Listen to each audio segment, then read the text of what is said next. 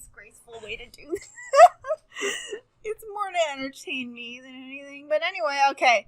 Let's talk about personality change. Because this is kind of the cool... This is one of the hot, sexy topics. Anyway, welcome back. We are going to talk about personality change and the ways to do it. So, there's the desire for change is typical, and usually it's in a socially desirable direction. So typically people want to change their personality for the better. They tend to want to be more extroverted, less emotionally unstable, more conscientious, more agreeable, more open. Well, openness, that one's kind of fuzzy, but in general, they more open-minded. There's clear, positive, socially desirable directions for all this stuff. And in general, they want to change to make life better. There's a reason why the self-help book market is huge, and why, seriously, it's irksome how few psychologists are in that self-help market. I understand why they're not in it, and I know why I'm not in it, because my work is all about causal inference, so that's not really light bathroom reading, but whatever. So there's a huge market share. But anyway, so we're going to talk about 4 potential methods. Now, these are all in relation to intentional personality change. There's some unintentional personality change stuff that usually is brought on by life events. Kind of hinted at it last time. So here are the 4 methods we're going to talk about. 1, psychotherapy. 2, general interventions that are just aimed at life outcomes. So their goal is to improve some life outcome like college attendance or ass squaring or something like that. 3rd is targeted interventions at a specific trait. So this is where you the study is about improving study skills or increasing levels of emotional stability, things like that. The goal is to the intervention is directly aimed, also growth mindset interventions, stuff like that is aimed to really hone in on the specific trait. And last are life experiences. So those are the 4. I'm going to talk about them right now. Cool. So, psychotherapy and psychiatric drugs can produce long-term behavior changes. We'll be talking about the specifics of this in the brain biology neurochemistry unit that I believe is coming up soon. Yes. I haven't recorded it yet, but I know it's next. And these can produce long-term behaviors, long-term behavioral changes. That's frankly usually the goal of therapy. Often is to improve levels of neuroticism, or not increase them but lower them, to deal with less anxiety, less depression, and that's very effectively done with medication and talk therapy, which are both fantastic. And if anyone tells you differently, that you shouldn't take pills because they're not natural, send them to me so I can talk some sense into them. And by talk, I mean clearly. Obviously, I'm so big and fierce looking. But psychotherapy is great for everybody.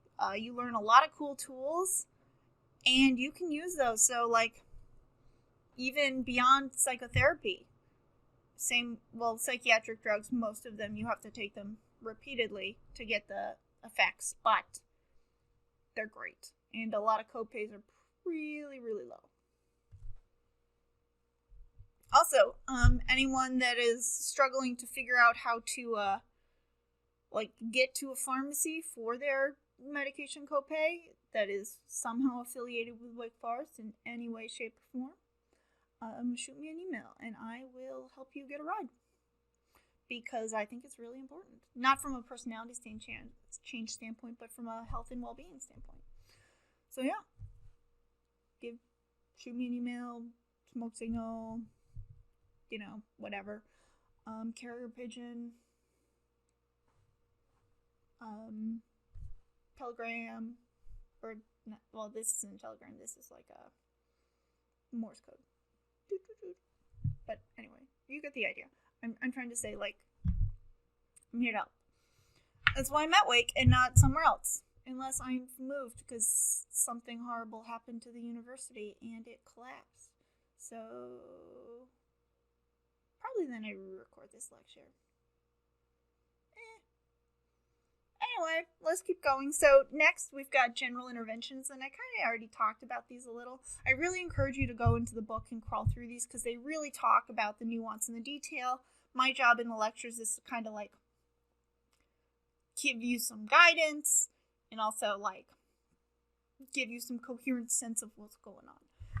So general interventions are usually aimed at important outcomes like completing education, decreasing criminal behavior, so like reducing crime recidivism, improving perspectives for employment, like increasing class attendance, stuff like that. Just stuff that helps you live better lives, or better, longer, healthier lives, as well as those around you. So, targeted interventions. So, these are targeted. I know, shocking. A lot of this stuff is like, well, duh. Yeah, a lot of it is well done. And it's great because we've empirically verified that it is well done with some cool nuance. So, yeah, so targeted personality traits like practicing inductive reasoning and working on puzzles increases your levels of openness. Increased openness. I can't read. So writing self-affirmations increases your tolerance for stress and decrease defensiveness. And kind of the obvious ones are like increasing self-control with like working on relaxation, learning to think differently about temptations and frustrations, mindfulness, meditation, even setting more realistic goals that are compatible with personal values. All those things like target a specific trait. Like it might not be like the whole the whole level of conscientiousness. It might be a specific behavior. Those tend to be more effective where the more targeted it is, usually the it's also easier to measure. But like specific thing, the more specific usually the more likely the intervention is to work. So last one, I already hinted at this a little, but I'm gonna like crawl in. So behavior and life experiences. So positive kind of behaviors like exercise, more physical activity at midlife predicts more stable personality in old age. So less of the typical decrease in conscientiousness, extroversion, agreeableness, and openness, so all of them except neuroticism. But actually, exercise probably helps with levels of anxiety. So maybe specific aspects of neuroticism. Also, starting college tends to, initially it's related to a decrease in self-esteem just because you realize that like everybody was smart and talented enough to, like everybody at Wake is smart, talented, and hardworking. So instead of being like the big fish in a small pond at your school, now you're a big fish in a big pond. And so that kind of leads to a decrease initially. I had the same thing happen in grad school. You bounce back. Actually, at almost every big life stage change. So, starting college, starting grad school, starting this job. But it rebounds pretty quickly when you realize that you actually do belong. And the fact that you're there is like indicates that you're awesome. So yeah, it can rebound quickly, usually, and can even increase. Also, like starting a job or serious relationships often is related to increasing conscientiousness. negative. So the book categorized these. So, and it depends on the drug, but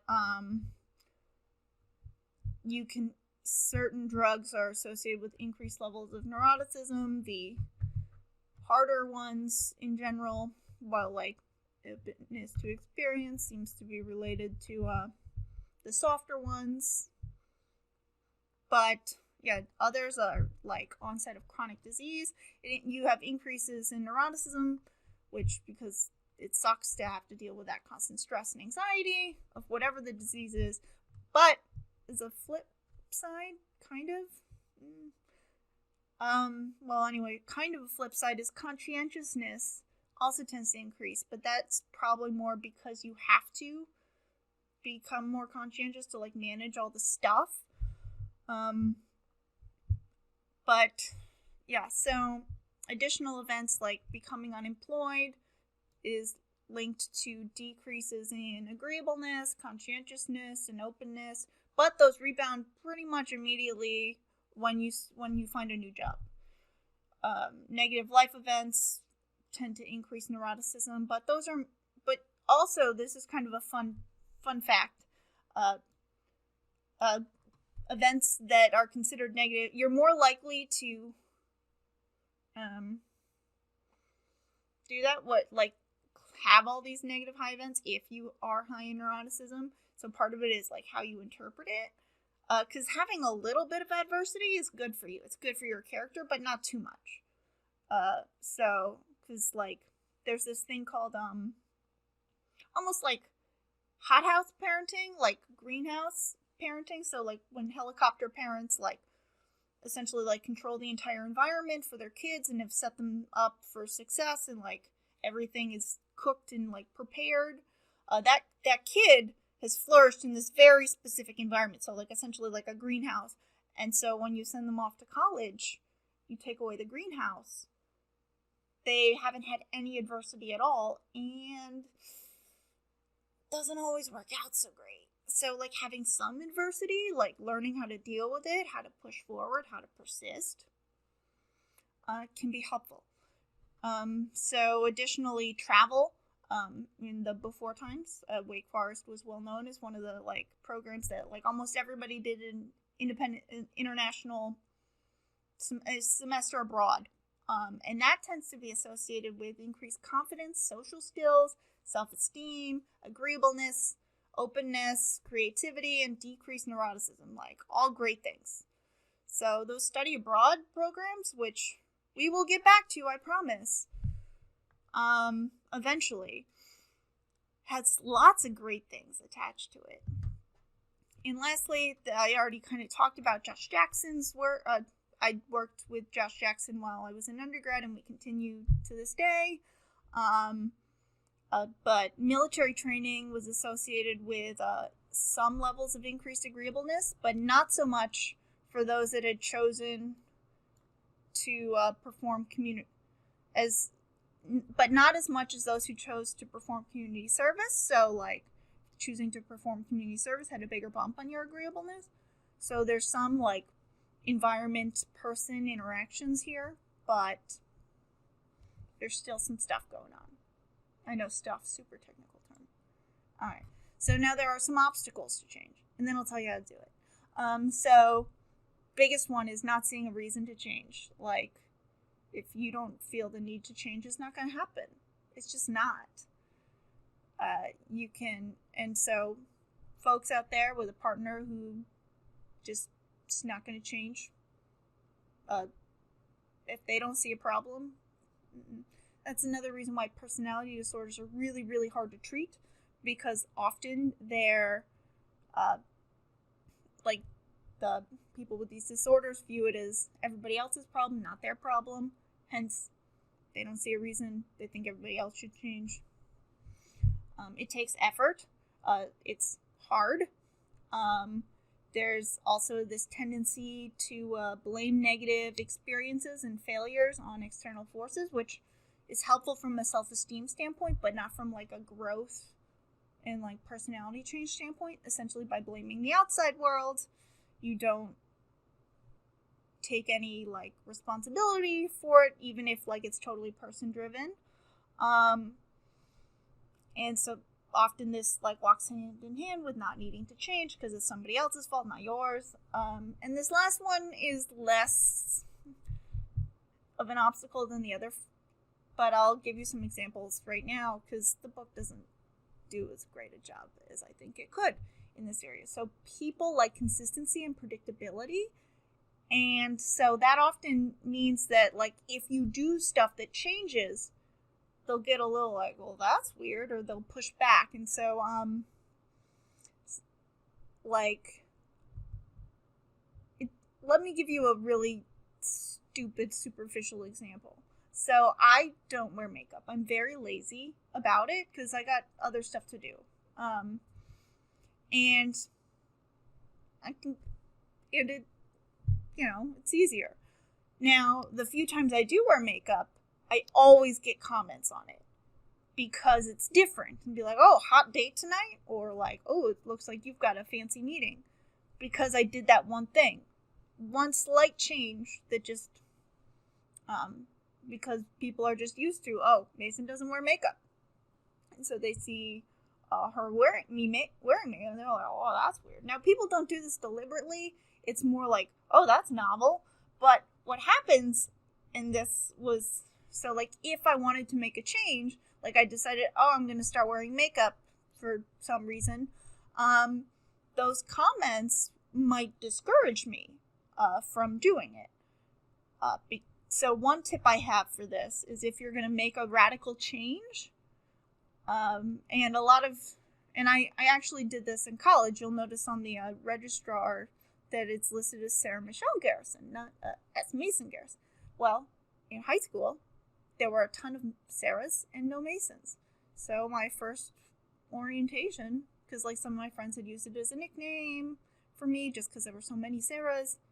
So when I shifted, so I went from that transition from high school to college, no one knew who I was. There was not going to be any resistance they're just going to take whatever name. So I told them Mason. And now that's what I publish under. There was no pushback. People were like, oh, okay, that's just you. So when you change venues and change kind of the people, so college is a great time. After college, great time. Changing major. Like anytime you are changing already, like people don't have like a baseline. Like my mother still calls me Sarah, but that's never going to change. But because she knows me from birth, because she birthed me. But faculty here are like Mason is who they like. They get confused when they see like the paperwork and be like, oh. So like for them, if I went back to Sarah, all my colleagues here would be very confused, and that would hone some resistance. And personality change is really hard. So I know those are like kind of weird examples, but that's what they kind of mean by people like consistency and predictability. So they're going to react just even implicitly. So you have to persist or harness the situation to help. So here are the basic preconditions for personality change, because there are a lot of obstacles. So precondition 1, changing the trait that you want is considered desirable and or necessary. So like you have to want to change, number 1. 2, the changing trait behavior is considered feasible. So you have to want to change and you have to think it's possible. Because if you don't think it's possible, you're done. You're toast. Because those are both key essential pieces. Now, next, you got self-regulated behavioral change. So essentially, you have to just fake it till you have to do the behavior that you want until it becomes a habit. So individual behaviors and also even like positive reframings can really help. Like that's actually one way that therapy is like really helpful, because instead of just the behavioral change aspects, it captures the thoughts and feelings aspects more by, like, if you kind of get into this habit of positively reframing, which I have gotten into more so now than before I started this job, by reminding myself that it could be worse and, like, making a habit out of, okay, well, that sucks, but how could it be reminding myself that it, like, that positive reframe, okay, well, this sucks, how about we frame it this way? Like, and when you turn that into a habit, it really helps. Which is one reason why I went from being super neurotic baby who's screaming all the time, to being pretty chill. I'm like 40th percentile in neuroticism now. It's great because of all that positive, lots of practice, and really wanting to change. Part of it is, like, I study longevity, and so I can see, that's a big gap for neuroticism in women. But yeah, so you work on the habit, you keep doing it, and eventually it'll stick. It may take some time, a long time, and you may slip up and, like, not do it all, but eventually, if you stick to it, it'll stick. So you have to want it, and you have to do it. And just keep practicing and reminding yourself why you want to do it. And it gets easier. It does. You can make some serious changes in your personality if you want to. It also helps to set up the environment to encourage you to make the easy thing the thing you want to do. So, like, think about, are there kind of easy behaviors that, like, you can really instill, make it, like, if you want to exercise or, like, walk to work, make it, like, try and find an apartment that is longer to drive than to walk. That's what I did in grad school. Just because of how the university was situated. So, like, I could walk across campus, but, and that would take 20 minutes, but it would take, like, 15 minutes plus between 1 and, like, 10 minutes for parking. So the easier choice was the healthier choice. So use the environment to your advantage. Okay, so here are the basic principles that we've talked about, but these are the principles of personality, continuity, and change. So personality is characterized by stability over the lifespan, and also by significant change. So here are the 4. Cumulative continuity and maturity they're discussed earlier. So, like, just rewind and write those down. So cumulative continuity, so, like, we tend to become more consistent over time. Maturity, like, you get more mature over time. Plasticity, third one. Personality can change at any time. So it's not, like, set in stone. It is malleable through your entire lifespan. And role continuity. So taking on roles that are consistent with one's personality can help explain some of that stability. Not all of it, but a lot of it. There's a table in 7.3 that covers a lot of these pieces. I really encourage. I have it in my show notes here of page 250. I don't know how that maps onto the digital version. But yeah, so these are, like, the 4 major principles. Every semester I get some questions. So right here are the 4. Alright, so next we got identity development, which is this. So these are some extra principles. They probably should stick them all on one slide, but I'm not gonna, because I already made the slides. So yeah, so people get the sense of who they are and then try to be consistent with it. So again, this kind of builds into the continuity,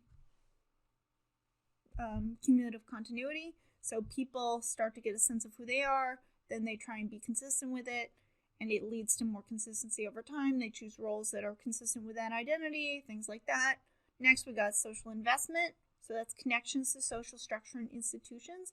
And those change with age, and these can influence psychological development.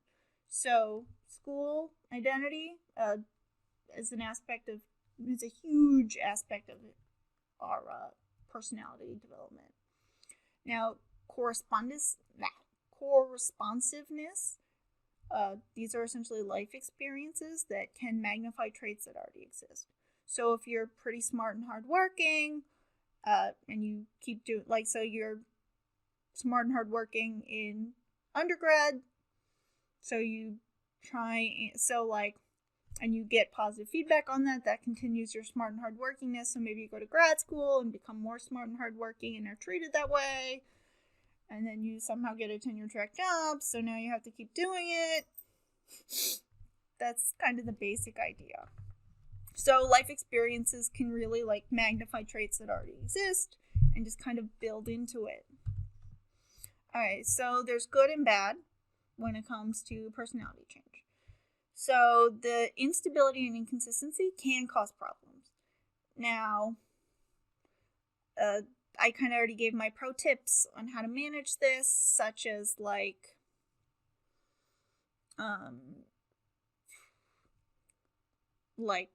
when you change environments, when you change jobs, a good time to do it.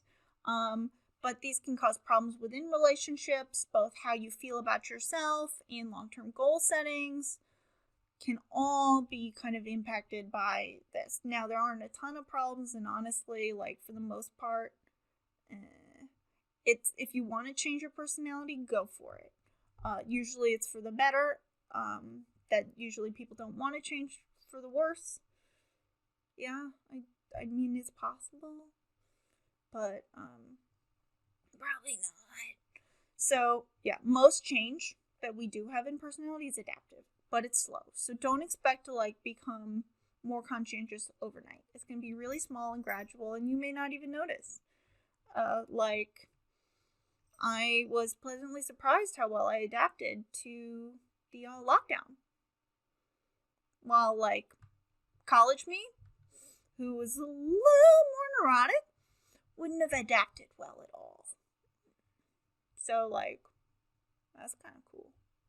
So yeah, but most change, so it's adaptive, but it takes a long time. So you can kind of ask yourself, and this is the big thing, so who do you want to be? And what can you do to make it happen? Because you can. Do you want to be more hardworking? There's a practice. Essentially, exercise that personality trait. Same with cognitive ability. I'm gonna link to a growth mindset intervention right here. Hopefully, this waving is so that when I'm editing later, I might notice that I'm trying to signal to me, editor, put in the link, please. So if you don't see a link, shoot me an email or post a comment. Be like, hey, you said you were going to post this growth mindset intervention and then you didn't. Because while I try and be really conscientious, sometimes it falls through. So yeah, if I don't do it, please help me help you. So yeah. Alright, so next time, narrative identity. This is kind of a short little piece, but I felt like it was worth including here. Excuse me, I have sleepy dust in my eye. So narrative identity. Because it can really help with some personality change pieces. Usually, what I do with this little spiel is I usually bring in pictures of kind of different aspects of my identity. Because on one side of my family, I come from refugees who had nothing and fled Eastern Europe and built almost the whole village came over. So I got cousins that are fifth cousins, but they're just cousins because they're from the same village. So yeah, it's called Kuti in I think it's in Poland. No, Rome.